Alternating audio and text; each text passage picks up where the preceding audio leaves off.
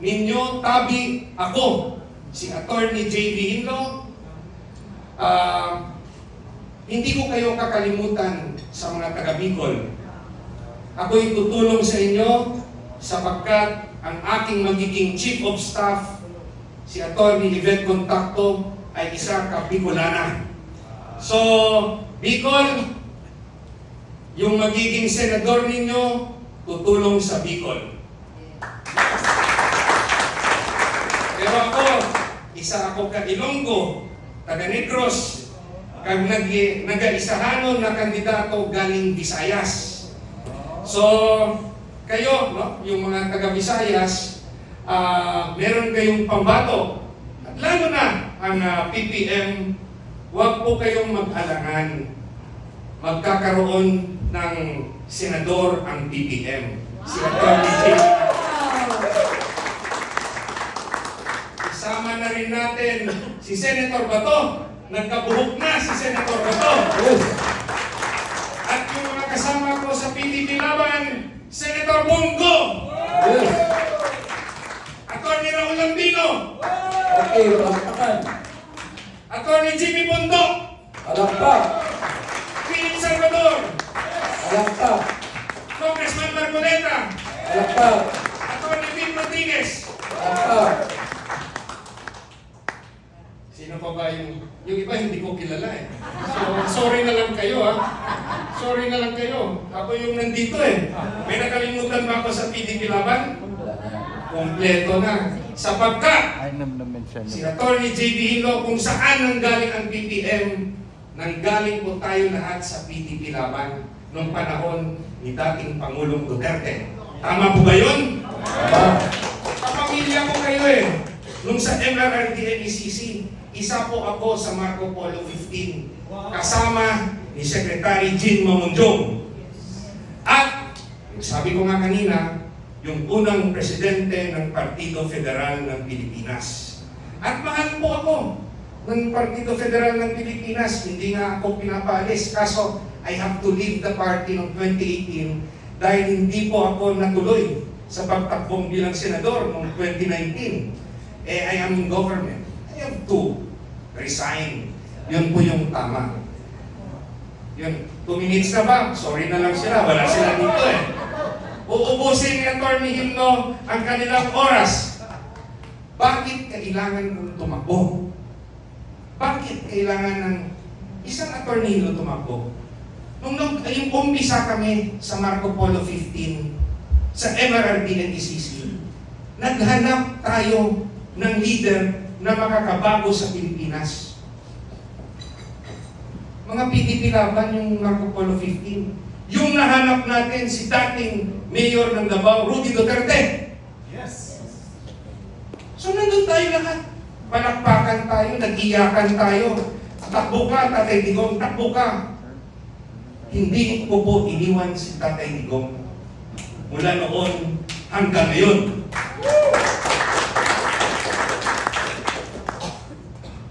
Lalo na nung siya ay inaapi. Hindi po iniwan ni Attorney J.B. Hinlo si Tatay Digong. Pasalamat ako sa PPM kasi kapamilya ko kayo eh.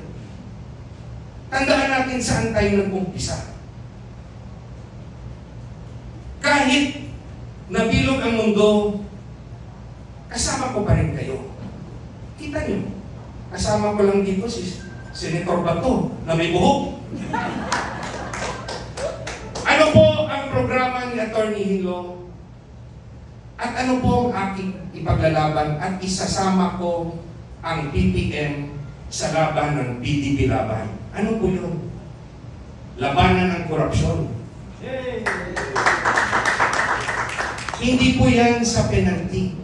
Kahit lagyan mo yan ng death penalty, ganun pa rin ang mangyayari kasi yung sistema, yung problema natin, yung paghanap ng ebidensya. There are 2 kinds of evidence. Abogado, hindi ako nagbili ng suka, ha? Abogado ako. There are 2 kinds of evidence. Documentary and testimonial. Documentary, Ombudsman can motu proprio conduct investigation looking at SALN, looking at bank deposits, looking at assets. sa LTO, Register of Deeds. Testimonial evidence, tayo. Kung witness tayo sa korupsyon, ganun ba kadali sa atin mag-testigo, gagawa ng affidavit at mag-file sa ombudsman laban sa isang senador, congressman, mayor? Di ba matatakot tayo?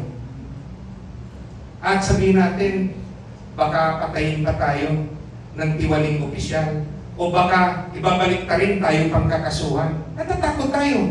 Eh kahit lagyan mo yun ng death penalty, ganun pa rin yung mangyayari. Gagamitin lang ng baluktot na gobyerno ang death penalty laban sa oposisyon.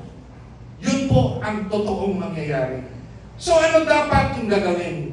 Amyendahan natin ang Data Privacy Act at Bank Secrecy Law. Bakit kailangan amyendahan? Para mabigyan ng kapangyarihan ng ombudsman na imbestigahan ang mga tiwaling opisyal sa kanilang bank account at impormasyon kahit walang court order. Hindi matatakot sila. Kasi motu proprio, the ombudsman can now investigate kung may complaint. Pangalawa, laban sa kahirapan. Ang bigas na 20 pesos, magkano na ngayon? 60 pesos? 50 pesos? 75? Gutom. Kahirapan. Anong utak ng mga politiko? Utak, ayuda. Anong ginagawa ng ating mambabatas? Ayuda, papalingyahin kayo? Linya. Bibigyan ng pera. Pasalamat ka sila. Kawawang Pilipino, ginawang pulubi. Ano ang solusyon ni Atty. Hinlo? 2 minutes na ba? Wala pa rin. Sorry na lang kayo. Anong solusyon ni Atty. Hinlo? Pagpaparami ng trabaho. Common sense. Ganun ba kahirap mag-isip ang isang mambabatas? Pagpaparami ng trabaho, paano natin gagawin yon? Industrialization. Dapat ang mga factories, paggawaan ng armas, makinarya, medisina, vaccine, dito dapat ginagawa sa Pilipinas. Para maraming trabaho, hindi yung papalinyahin para libre gamot, libre kabaong. Lahat na lang libre, pati sino yung ililibre. Ano yung qualification? Lahat na lang ililibre nila kasi hindi nila pera. Pera nating taxpayers. Pero nasusolba ang kahirapan ng Pilipinas. Wala! Gusto nila palliative, gusto nila band-aid solution. 2 minutes na ba? Wala pa rin. Wala pa rin. Ang tagal ng 2 minutes ni Atty. Hinlo. Sorry na lang kayo. Kaya po, kailangan ng factories dito. Hindi po dapat mag-enjoy ang mga foreign workers sa kanilang produkto at yung Pilipino, bibili lang. Dapat manggagawang Pilipino ang ating priority. Manggagawang Pilipino ang bigyan ng trabaho, bigyan ng pagkain para sa kanilang pamilya. Sa agrikultura, bilyon-bilyon na ang pinapasok ng gobyerno para tulungan ang magsasaka, para tulungan ang mangingisda. Tanong ko, kamusta ang magsasaka at mangingisda? Yumaman na ba? Di pa rin. Yumaman ba? Hindi! Binigyan na ng land reform, binigyan ng kooperatiba, binigyan ng abuloy, binigyan ng ayuda. Nagbago ba ang buhay ng magsasaka at mangingisda? Hindi! Bakit? Dahil failure ang traditional na tulong ng gobyerno. Ang daming marurunong, intelihente, pinag-aralan, walang nakakuha ng tamang formula. Pero si Atty. Hinlo may formula. Hingi ako ng tulong kay Bato, Senator Bato na may buhok. Ano ang dapat na solusyon? Ang gobyerno dapat gumawa ng maraming trabaho. Yung pera natin na binibigay sa ayuda na pabalik-balik, hindi yan yung solusyon. Dapat trabaho. Paano? State managed farming, state-managed fishing. Ang lahat ng mga nakatiwangwang lupain na hindi nagagamit, lagyan ng agribusiness ng gobyerno, hindi lang sa pagsasaka, lagyan ng warehouse, rice mill, lagyan ng transportation hub, lahat ng agriculture business, may kapital ang gobyerno, ilagay nyo sa negosyo, paramihin natin ang trabaho para sa Pilipino, sa magsasaka, at para sa mga fishermen na hindi na kailangan ng civil service examination. Gusto nyo ba yun? 2 minutes na ba? Pa rin. Pasensya na ha, kinakain ko yung kanilang 2 minutes sa aking mga kasamahan. Senator, 1 minute and 1 hour ka pa. Salamat! Ang solusyon, magtayo ng maraming negosyo ang gobyerno para yung mga tambay, yung mga walang trabaho, mabigyan natin ng trabaho. Ang kapital nasa kamay ng gobyerno, bigyan natin ng sweldo, 15-30, may retirement plan pa ng GSIS. Pag binigyan nyo kasi ang magsasaka na crop sharing, pag hindi pa buo ang value ng tao, ipipeke nila ang production. Sasabihin nila, namatay ang biik. Yung huli ng isda, konti lang. Pero bigyan natin ng sweldo, bigyan natin ng performance bonus. Napag-aralan ko yan. Napag-aralan ko yan dahil naging direktor ako ng land bank. Hindi ako bumili ng suka. Si Atty. Hindog, 3. Ang lakas, politika, undersecretary ako ng DILG. Alam niyo ba ako nagsimula ng programang 911 sa Pilipinas? Alam niyo ba yun? Yan po ang magiging senador ng PBM at ng PDP Laban. Gusto niyo ba yan? Yes! Kung gusto niyo gagawa lang ako ng batas, dadagdagan ko ang inyong ayuda. Gusto niyo ayuda? PBM, ipagmamalaki niyo ang Senator Hino. Promise yan. Yes! Hindi ko politika. Pag nalagay ako dyan sa 12, magiging makulit ako. Magiging boses niyo ako. Babaguhin natin ang Senado. Babaguhin natin ang Pilipinas. Tandaan niyo yan. 2 minutes na. 1 minute pa lang. 1 minute pa lang. May panahon pa tayo.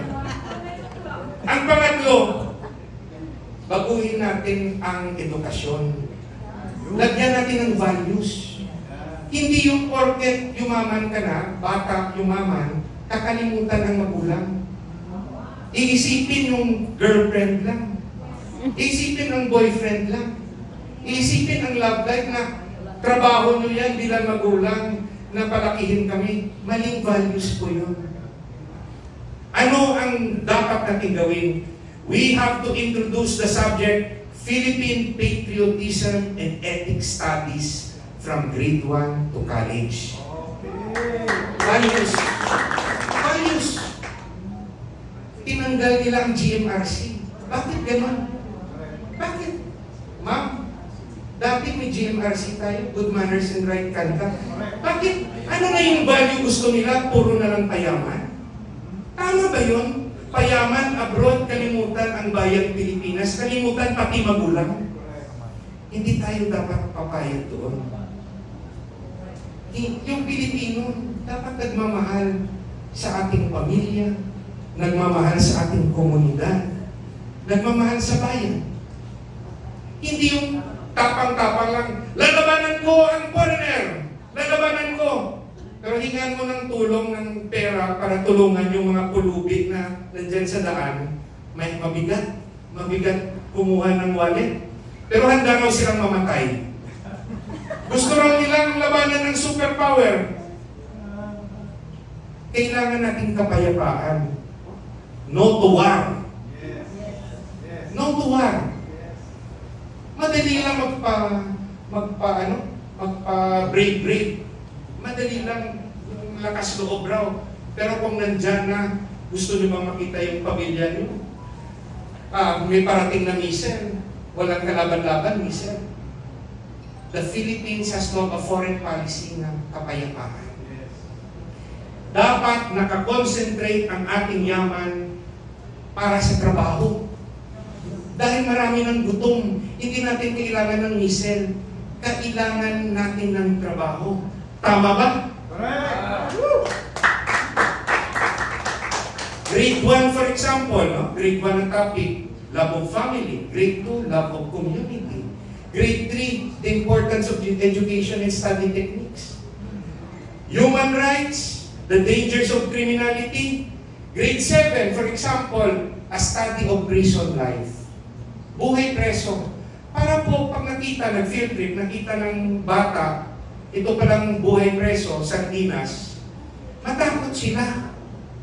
Hindi na titikim ng droga. Right values. Yan yung ituro natin. Hindi natin malulutas ang droga kung kapit sa patalim ang tao dahil walang makain bukas. Hindi kaya ng kapulisan yun. Pagkain po. Pagkain. Gutom. Sabay. Police campaign. At lutasin natin, bigyan ng permanenteng solusyon ang kahirapan. Tama ba o mali? Gusto nyo lang ba na police power lang lahat? Hindi kaya. Pag gutom yung tao, makapag-isip na gumawa ng masama. 2 minutes na ba? 1 minute pa. 1 minute pa rin. And 1 hour. And 1 hour. So, sa college, for example, sa college, what is the economic program of the Philippines for the next 10 years? As designed by the NEDA. Second year, financial literacy. Pag may pera ka, iwawaldas ba natin? Dagdagan ba natin ang ating asawa? Brad, pag nag-asawa ka, wag mong dagdagan.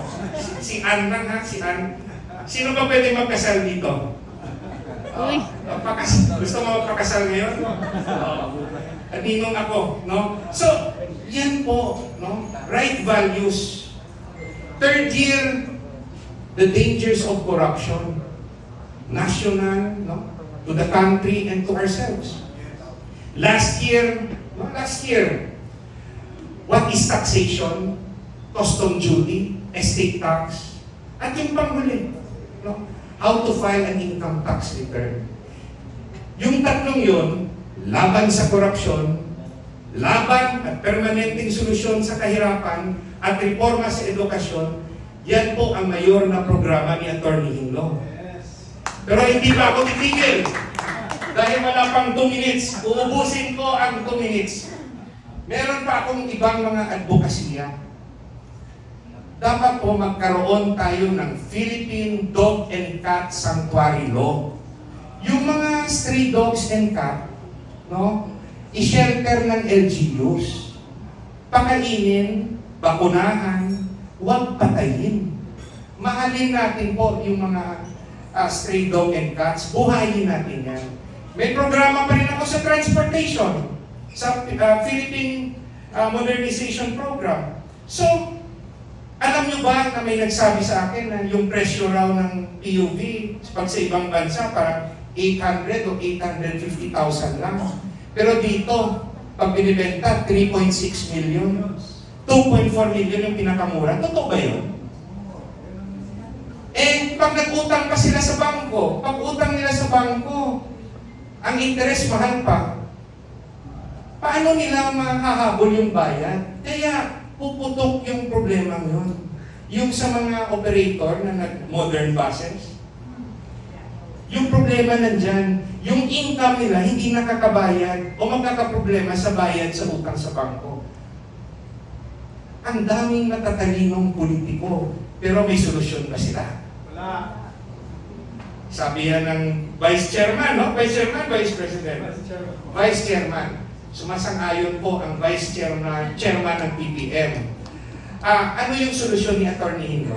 Una, isahin na lang natin yung taxes, importation tax. Sa lahat, para tulungan yung transport sector, gawin natin 3%. So yung import tax instead na 15%, 20%, gawin natin 3%. Eh di mura pag ang cut dito. Pati yung interest sa bangko, pag under that program, yung lowest is 6%, hindi gawin natin 3%. Kung gusto talaga natin pababain, Yung gobyerno na mismo mag-angkat as a business. Pag-angkat ng gobyerno, merong top, may maximum profit 10%. Di ba simple? Hindi kailangan yung ayuda. Sasabihin ng gobyerno, bibigyan namin ng 50,000. Mali yun. Babaan nyo lang yung taxes. Mahirap ba isipin nyo? Doktora Ampo, mahirap ba isipin nyo? Pero sino na nakaisip na? Ang senador ng BBM. Yes! At senador ng PDP Laban, Atty. J.P. Hilo. At lahat ng PDP Laban senators, aking i-convince.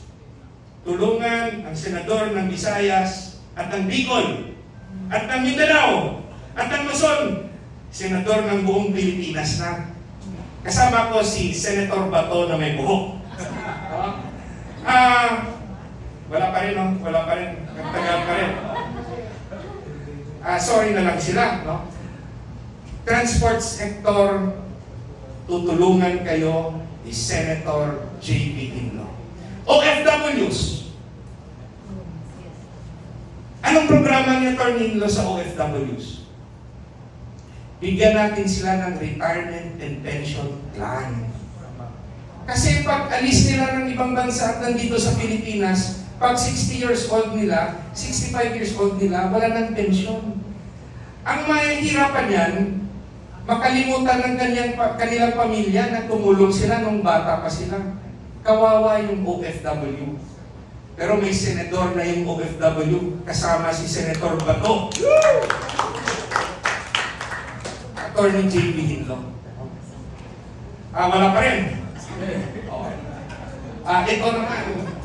Tutulungan ko si Senator Bongo sa kanyang health programs. Don't worry, Senator Bongo. Yung boto mo, sasabayan ni Atty. Hilo. Yung Malasakit Center ni Senator Bongo, tutulungan ko yan. Kay Senator Bato, yung anti-criminality program niya, tutulungan ko yan. Kay Philip Salvador, anti-criminality program, tutulungan ko yan. Atty. Raul Ambino, Atty. Jimmy Bondok, Atty. Vic Rodriguez, Congressman Rodante Marcoleta, hihingi ako ng tulong sa kanila. Ipapa-adapt ko na rin sila sa PPM.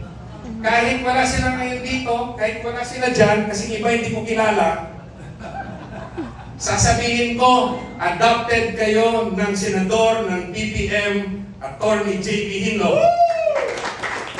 Huwag kayong pag-alala, ako yung padrino nyo sa Senado, PPM. Sasabihin ko, dahil sa fate, no? Dahil sa destiny, hindi dumating yung iba. Si Senator Bato lang. No? Di akin yung mikropono, hindi pa naman ako pinapababae. Pwede pa ba?